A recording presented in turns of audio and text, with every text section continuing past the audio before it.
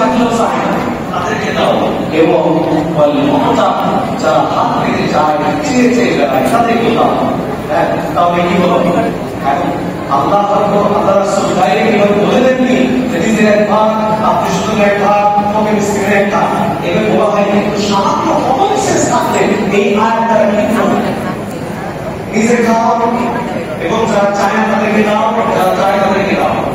আবার আল্লাহ রাসূল হাদিসে বলেছেন, ফাকুলু ওয়া আতিমু ওয়াত্তাকিউ, তোমরা খাও, খাওয়াও, সমর্থন করো যদি প্রয়োজন হয়। সম্মানিত উপস্থিতি, তার মানে 3 ভাগ করা মুস্তাহাব। আব্দুল্লাহ ইবনে আব্বাস রাদিয়াল্লাহু তাআলা তিনি বলেন, আল্লাহ রাসূল সাল্লাল্লাহু আলাইহি ওয়াসাল্লাম 3 ভাগ করতেন।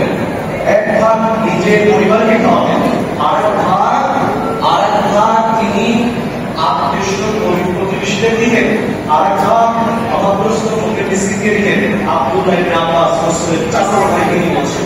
ইবনে মাসউদ রাদিয়াল্লাহু তাআলা রইসুল ফুকাহা, বিখ্যাত সাহাবী, তিনি যখন কুরবানি করতেন তিনি 3 ভাগ করতেন।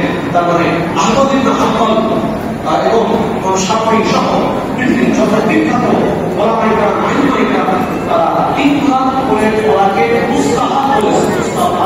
তবে যদি এরকম